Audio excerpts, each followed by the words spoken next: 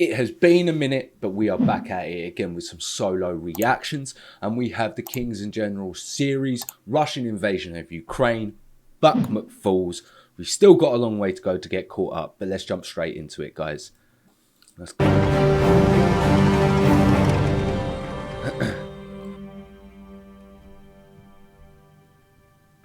The 15th month of the unprovoked war in Ukraine is now behind us. And although the stalemate has set across the front, it seems like the calm before the storm. The second half of May will be remembered for a very high frequency of drone attacks by both sides, the almost complete capture of Bakhmut, Ukrainian raids into Russia, and an apparent breakthrough in discussions on the supply of Western-made fighter jets to Ukraine. Welcome to our latest update on the war in Ukraine. Latest update. Spirited counterattacks and Western jets are a fantastic start, and we can all hope Ukraine is made whole as soon as possible, because time is of the essence. Not turn the volume up. Some of you. It's also no surprise that in this period, almost all notable battles resulting in territorial changes occurred in the Bakhmut section. On May 20th, Prigozhin declared that Wagner captured all of Bakhmut. The following day, Putin congratulated the Wagner Group and the Russian units who took part in the Battle of Bakhmut. We haven't even got to the point where Prigozhin attempts the Q.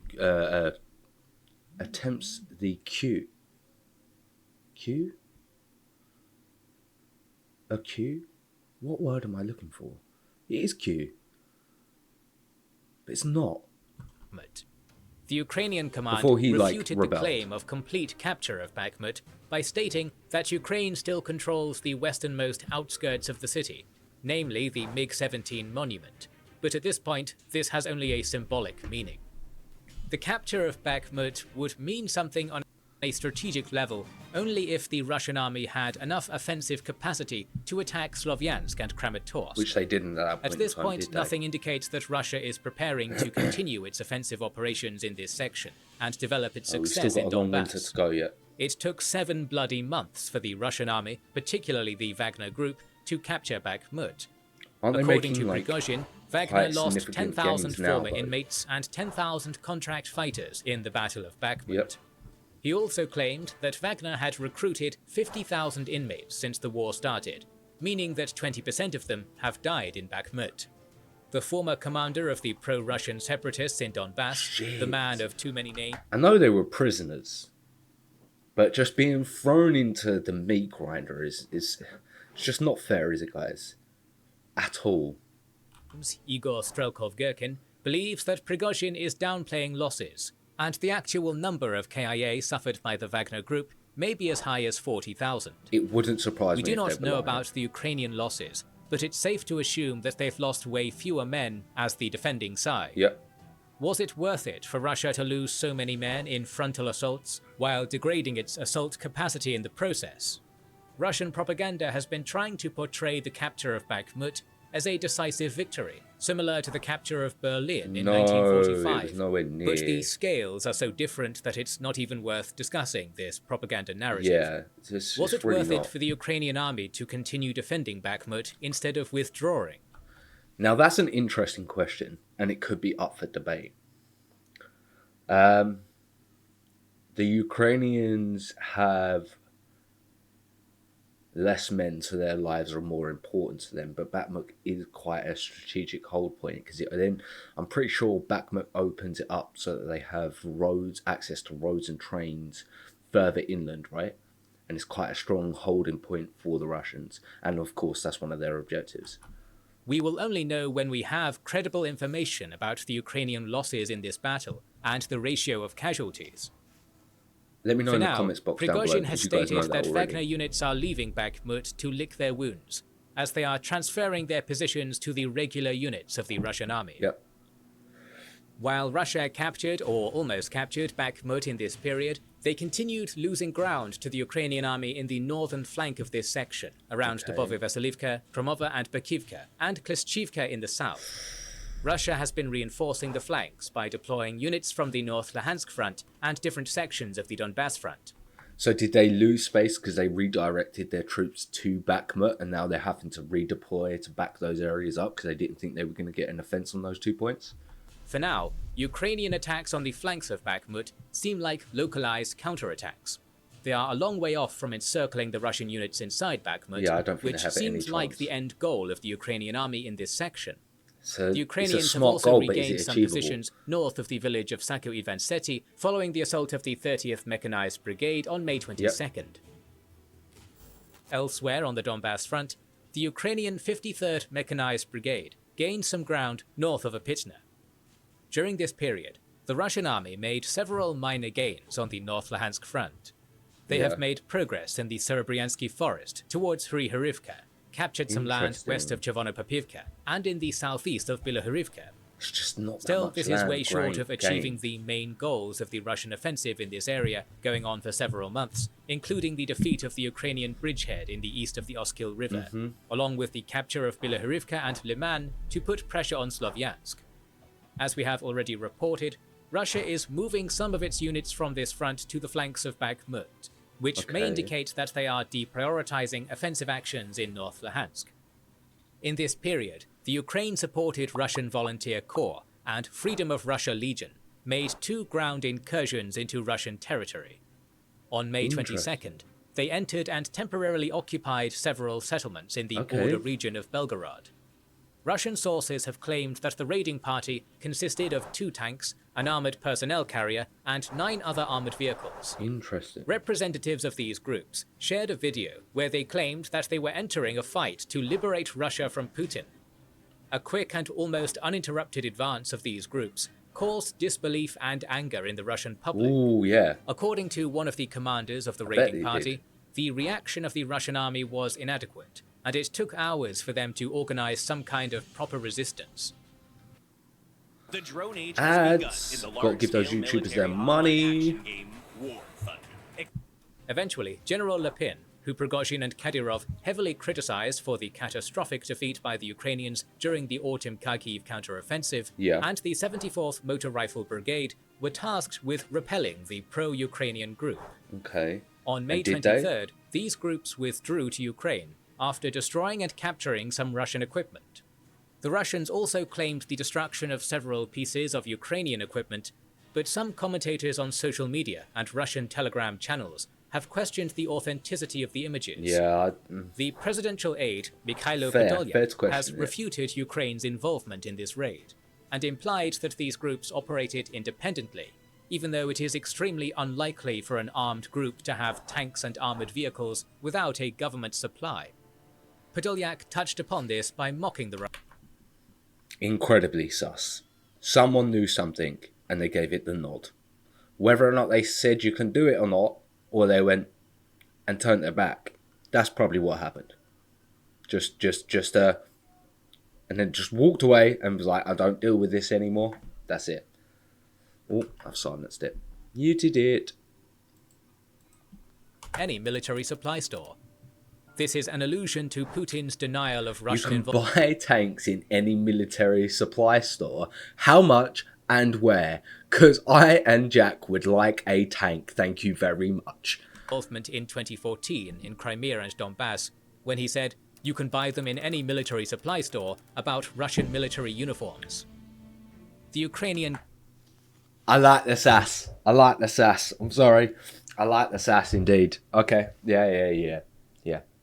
Fair comment. I'll take it back now. So I'm just trying to get this zoomed in on me a bit more. Government has almost certainly created these groups to conduct missions on Russian territory while maintaining relatively plausible deniability. Smart. Several Ukrainian officials have already discussed the necessity of creating a demilitarized zone on the Russian side of the Russo-Ukrainian border as an important condition of Ukraine's future security. This demand may be a bargaining chip in future negotiations with Russia. Still, actions like this demonstrate that Ukraine can and will cross the Russian border to prove its willingness to take the fight into Russian territory. Raids like this also force Russia to fix more troops on the border. So, I get the point of fixing more troops on the border because it takes them away from elsewhere, but you are playing a risky game by entering Russian territory. That is where things start getting questionable. Preventing them from being deployed in Ukraine and creating discontent among the Russians. Evidently, deploying more troops on the border has not helped Russia much, as on June 1st, another raid was conducted in the Belgorod Oblast. The Russo-Ukrainian border is just too long to prevent all raids like this effectively, but each of these raids further derails the Russian confidence in victory in Ukraine. Very smart. In this period, both sides picked up the pace and frequency of the strikes on enemy territory. Russia has used a variety of options, including Shahed drones and Kinjal, Iskander, KH and Caliber missiles during its strikes on Ukraine on May 16th, 18th, 19th, 20th, 22nd, 24th, 25th, 26th, 28th, 29th, 30th and June 1st. Crazy. They have conducted strikes on at least 17 different days in the period of May to June 1st. 59 Shahed drones were launched on May 28th only, which is the most mass use of these Iranian-made strike drones since the start of the war in one day. Although the Ukrainian air defense is now stronger than ever, with Patriot systems, the sheer amount of missiles and drones launched by the Russian army at times prevent the Ukrainians from shooting down all targets. Much footage reflects destruction in residential areas caused by Russian strikes. But at least some of them have reportedly hit military targets as well. Okay, it was misfires. For instance, the May 29th strike caused damage to 5 aircraft in the military airbase in the Khmelnytsky Oblast. Evidently, Russia has switched its attention from the Ukrainian energy infrastructure and is trying to hurt the Ukrainian military infrastructure on the eve of its counter-offensive. Which I think is smart. I'd be attacking roads and the ways that the West is supplying Ukraine if I was the Putin regime. Because the Ukrainians are standing so strong because they're able to get these supplies so consistently and so easily. If you made it difficult for it to get into the country, that's when obviously it's going to put an actual hindrance on the Ukrainian people and army. In my opinion, I might be wrong. Probably am. Get at me in the comments. Which makes sense. Some Russian military bloggers mock the methods in which the Russian army chooses the location of its strikes, stating that they use the Soviet-era maps instead of relying on the current intelligence, which causes the destruction of residential areas or clear mishits. Do you think that's true? But the increased frequency of Russian strikes also demonstrates that the claims of Ukrainian officials that Russia is running out of cruise missiles may have been premature. On May 19th, the Deputy Chief of Ukrainian Military Intelligence, Vadim Skibitsky, claimed that Russia is capable of producing up to 25 Caliber missiles, 35 KH missiles, 2 Kinjals, and 5 9M723 ballistic missiles for Iskander M systems in a month, due to continued import of necessary components despite the sanctions. Missile debris demonstrates that some of the lately used missiles have been manufactured very recently. So Russia will most likely maintain its capacity to conduct strikes on Ukraine in the foreseeable future. Still, the arrest of several Kinjal missile developers indicates that the Russian government is angry to find out that these missiles are not as invincible as they were advertised, following the news of 6 shot-down Kinjal missiles on May 16th. Ukraine conducted several strikes of its own in this period. The oil depots in the Krasnodar Oblast were targeted several times. On May 30th, at least 25 Ukrainian drones traveled all the way to Moscow, targeting the affluent residential districts of the Russian capital. At least some of the drones reached their targets, which shows that the Russian air defense is not fully capable of defending Moscow. Skibitsky has told the German press in an interview that the elimination of Putin remains a priority for Ukrainian military intelligence. I'm not gonna lie, when I first saw this, I was like, the Ukrainians have been stupid enough to send drones to Moscow. You know what I mean? Where's that cap? But then at the same time, I think it was shortly after, like, it started coming out, it was true. And I was just like, oh my God, we are treading a careful line of escalating this whole thing, aren't we? But at the same time, I get it. Putin remains the priority target for assassination. You kill Putin, then obviously the vacuum leaves so much that the country probably will focus on the internal affairs more than external affairs, and they'll probably sue for some kind of peace, just so that they can sort the internal struggles that they would have of replacing a new leader, like many fascist dictatorships do. I see you. You haven't liked the video yet.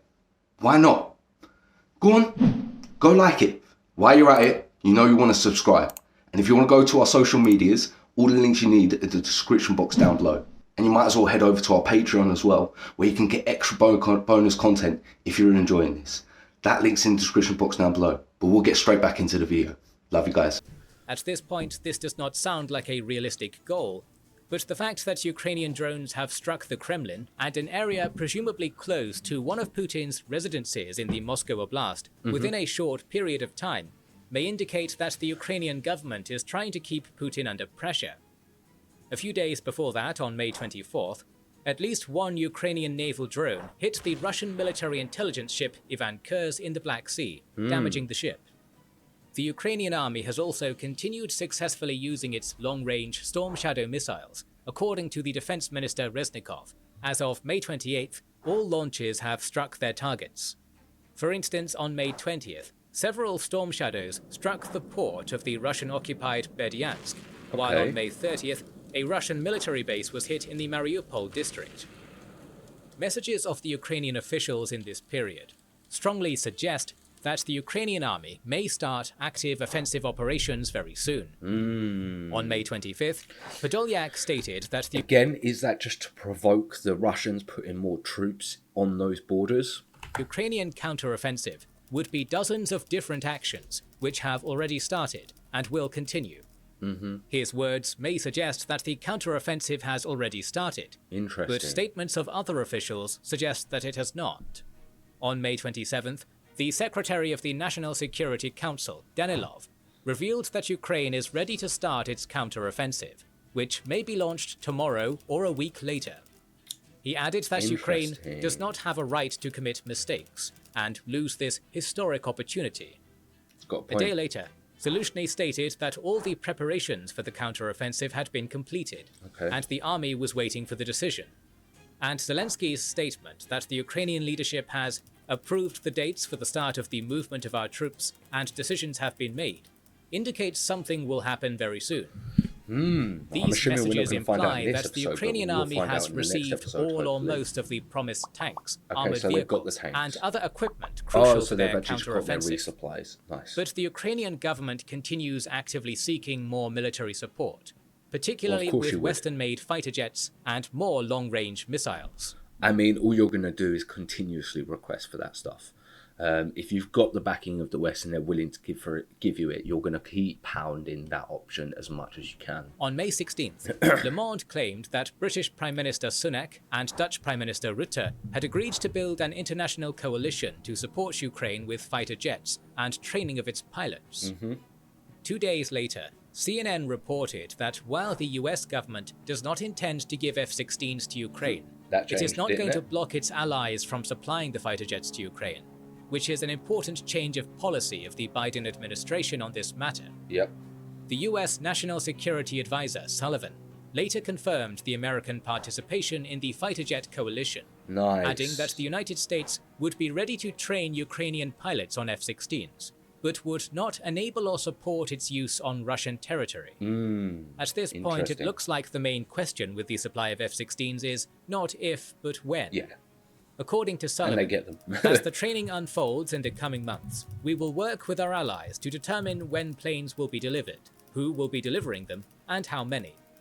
Later, Denmark and Portugal confirmed their participation in the coalition as well, as they stated their readiness to train Ukrainian pilots and discuss the supply of F-16s. It is a major breakthrough for Ukraine. The fourth-generation fighter jets will make a huge difference in helping Ukraine's embattled and constantly busy air defense and participating in offensive operations. Fighter jets are the only component where the Ukrainian military is weaker than Russia in terms of the capability of the available equipment, and supply of F-16s will solve this issue and prevent the Russian Air Force from active involvement in the war.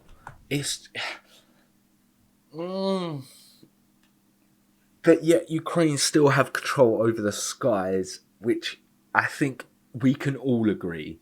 Air superiority is... No, it wins wars. I'm sorry, it does win wars. Yeah, I don't think you can argue that.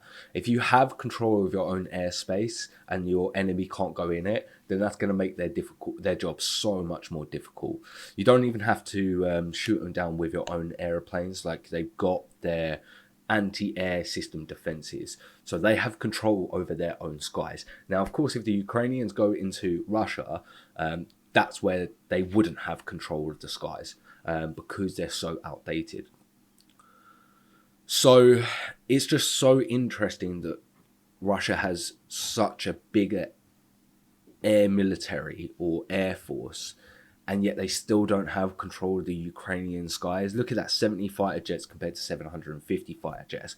And that's such a big number, yet the Russians know there's no point of sending over their fighter jets in there because they're going to lose them continuously. So what's the point of having that number and wasting that money?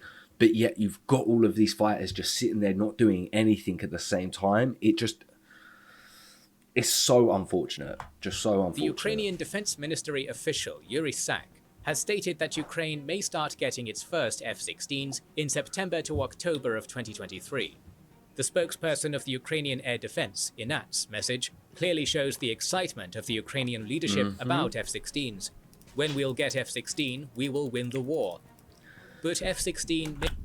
That is a bit of an over-exaggeration. If Russia are still able to shoot the F-16s down with their own Air Force control, and with 750 fighter jets, I don't think you're going to be able to compete with it.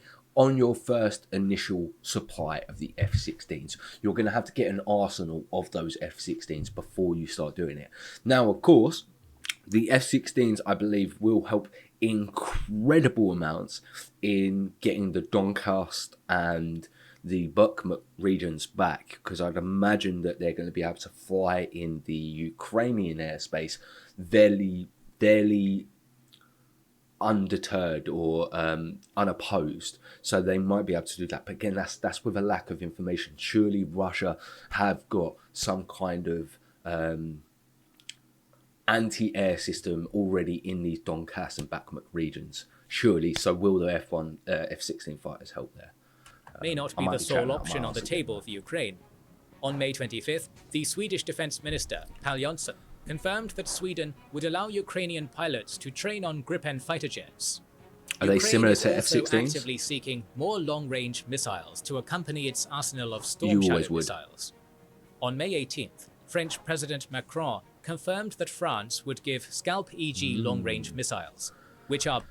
Bit off topic. I'm really looking forward to finding out this channel going into more details about the sea drones, because I was reading an article the other day that obviously the Ukrainian sea drones are doing really, really well, and of course that could be a new form of weapon supply that they could sell if they get that up to a higher standard, because obviously there's so many naval powers out there, and these big navy ships cost so much that if these small drones are destroying them easily, then they could be the new sought after warfare tool for navy battles. So that's a really interesting point. I remember reading that the other day. And, basically I'm just interested to find out more. On May 28th, Ukraine officially requested Taurus air-launched long-range missiles with a range of 500 kilometers and a warhead of 481 kilograms from Germany. Okay. Ukraine has also received several other pledges of military support from its allies. On May 16th, the German defense industry company Hensoldt reported about a contract signed with Ukraine on the supply of 6 TRML-4D air surveillance radars, costing 100 million euros. But they're radars 18th, to detect the Norwegian defense the missiles minister and stuff, informed right? about the delivery of 8 M270 MLRS and 3 Arthur counter-battery radar systems together with Britain. I was about to moan, but you got to give those YouTubers their money, boys. On May 19th, the Pentagon reported about an accounting error which has overestimated the cost of military support to Ukraine by at least $3 billion. Oh, this means that now the Pentagon has an extra $3 billion available to support Ukraine, which probably... Oh, wait. So they underestimated military support to Ukraine by at they least $3 billion. overestimated? This... I see. So that's not a bad thing. They've got an additional means that now the Pentagon has an extra $3 billion available to support Ukraine. Okay. Which probably means more military assistance in the upcoming months. Well, of course it does. On May 20th, the United States announced another military aid package worth $375 million, including more HIMARS munition, artillery shells, Tau anti-tank guided missiles, and more Javelin portable anti-tank missiles. On May 31st, they pledged more missiles for Patriot, tank ammunition, Zuni aircraft rockets, Avenger air defense systems, and Stinger manpads, among other things. On May 23rd, Germany promised more military aid, including Biber armored bridge layers, vector recon drones, anti-drone systems, and dozens of vehicles. On the same day, the EU Foreign Policy Chief Borrell informed about the supply of 220,000 artillery shells and 1,300 missiles by the EU since March 2023, along with a new tranche of economic aid worth 1.5 billion euros. On May 24th, the US authorized the sale of NASAMS air defense systems to Ukraine, while the Ukrainian ambassador to Germany tweeted about the intention of Germany to supply 110 Leopard 1 tanks. On the same day, the Netherlands pledged to allocate 260 million euros to procure 155mm artillery shells for Ukraine. Mate, they just around the same time, the Wall Street Journal reported about South Korea's secret supply of hundreds of thousands of artillery shells to Ukraine, which has been rumored for several months. On May 25th, Finland declared that they would send anti-aircraft weaponry and ammunition worth 109 million euros. On the following day, Canada promised 43 AIM-9 air-to-air missiles. On May 27th, the New York Times reported that 400 Ukrainian servicemen had started training on Abrams tanks in Germany. On May 29th, Danish Prime Minister Frederiksen stated that Denmark would increase its military aid budget to Ukraine by $2.6 billion in 2023 and 2024. Insane. So, the Western allies are doing their part to support Ukraine. Hungary remains the sole exception, continuing to delay European support to Kyiv.